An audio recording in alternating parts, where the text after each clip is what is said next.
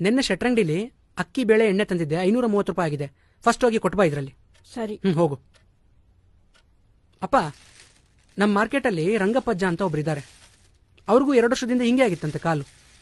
ಅವಾಗ ಇದೇ ಎಣ್ಣೆ ಹಚ್ಚಿ ಮಸಾಜ್ ಮಾಡಿದ್ದಂತೆ ಒಂದು 3 ತಿಂಗಳು. ಇವಾಗ ಪರವಾಗಿಲ್ಲಪ್ಪ, ಸ್ಟ್ಯಾಂಡ್ ಹಿಡ್ಕೊಂಡಾದ್ರೂ ನಡೀತಾರೆ. ಅದಕ್ಕೆ ನಾನು ಅದೇ ಎಣ್ಣೆ ತಂದ್ಬಿಟ್ಟೆ. 300 ರೂಪಾಯಿ 200 ml. ಸರಿ, ಹಚ್ತೀನಿ. ನೀನ್ಯಾಕೆ ಹಚ್ತೀಯೋ? ನಿಮ್ಮಮ್ಮ ಹಚ್ತಾಳ್ ಬಿಡು. ಯಾಕೆ ನಾನು ಹಚ್ಚಬಾರ್ದಾ? ಮಗ ತಂದೆ ಕಾಲು ಮುಟ್ಟಿದ್ರೆ ಏನಾಗುತ್ತೆ? ಸುಮ್ಮನೆ ಮಲ್ಕೊಳ್ಳಿಯಪ್ಪ ನೀವು.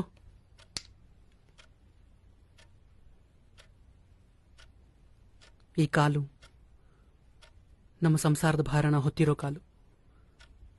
ಈ ಕಾಲು ನಮ್ಮ ಜೀವನದ ಬಂಡಿನ ನಿರಂತರವಾಗಿ ಎಳೆದಿರೋ ಕಾಲು. ಬರೀ 1 ವಾರ ಕೆಲಸಕ್ಕೆ ಹೋಗಿರೋ ನನಗೆ ಇಷ್ಟೊಂದು ಸುಸ್ತಾಗ್ತಿದೆ. ಇನ್ನು 30 ವರ್ಷ ಕಷ್ಟಪಟ್ಟಿರೋ ಈ ಕಾಲುಗಳು ಅದೆಷ್ಟು ದಣದಿರಬೇಡ. ಅದಕ್ಕೆ ಈ ಕಾಲುಗಳು ಈಗ ಹೀಗೆ ಮಲಗಿರೋದು. ಅಪ್ಪ ಅಪ್ಪ, ನಮ್ಮನ್ನು ಸಾಕೋಕೆ ಈ 30 ವರ್ಷ ನೀವು ಅದೆಷ್ಟು ಕಷ್ಟ ಅನುಭವಿಸಿರ್ಬೇಡ. ಯಾಕೋ ಸಂಜು? ಅದೆಷ್ಟು ಅವಮಾನ ಎದುರಿಸಿರ್ಬೇಡಪ್ಪ. ಆದ್ರೂ ನೀವು ಒಂದಿನೂ ನಮ್ಮ ಮುಂದೆ ಯಾವ ನೋವನ್ನು ತೋರಿಸ್ಕೊಳ್ಳದೆ ನಗನಗುತ್ತಾ ಇದ್ರಿ. ಯಾವುದಕ್ಕೂ ಕಡಿಮೆ ಮಾಡದೆ ನನ್ನ ಒಬ್ಬ ರಾಜ್ಕುಮಾರ್ ಅಂತರ ಬೆಳೆಸಿದ್ರಿ. ಯಾರ ಮುಂದೆನೂ ಕೈ ಚಾಸ್ತಿ ನನ್ನ ಒಬ್ಬ ಸ್ವಾಭಿಮಾನಿ ತರ ಸಾಕಿದ್ರಿ. ಎಷ್ಟು ಗ್ರೇಟ್ ಅಪ್ಪ ನೀವು, ಎಷ್ಟು ಗ್ರೇಟ್ ಅಪ್ಪ. ನಿಮ್ ಋಣ ನಾನು ಹೆಂಗ್ ತೀರಿಸ್ಲಪ್ಪ? ಸಂಜು, ಸಂಜು, ಯಾಕೋ ಯಾಕೋ ಪುಟ್ಟ, ಯಾಕೆ ಹೇಳ್ತಾ ಇದೆಯೋ? ನಿಮ್ ಋಣ ಹೆಂಗ್ ತೀರಿಸ್? ಲಕ್ಷ್ಮಿ, ಲಕ್ಷ್ಮಿ, ಏನಾಯ್ತ್ರಿ? ನೋಡ. ಯಾಕೋ ಸಂಜು, ಸಂಜು, ಯಾಕೋ ಮಗನೇ? ಅಮ್ಮ, ನಾನು ಎಷ್ಟು ಅದೃಷ್ಟವಂತನಮ್ಮ.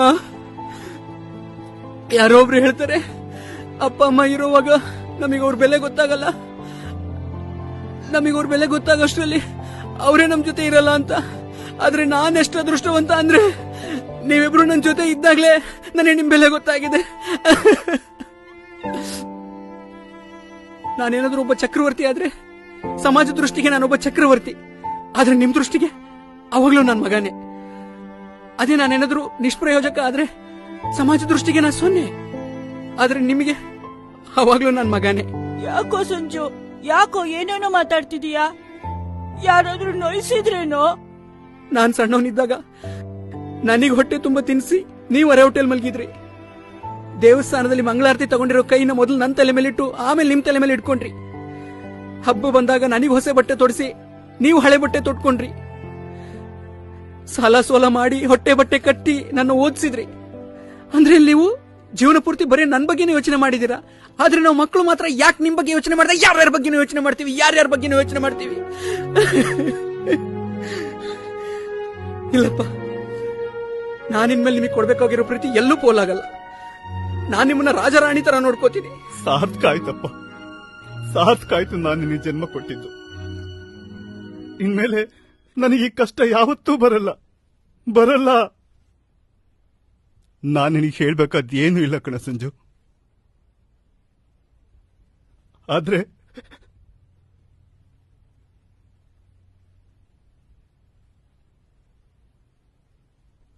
ಒಂದ್ ಮಾತು ಹೇಳ್ತೀನಿ ಕೇಳಪ್ಪ, ಒಳ್ಳೆತನನ ಯಾವತ್ತೂ ಬಿಡ್ಬೇಡ.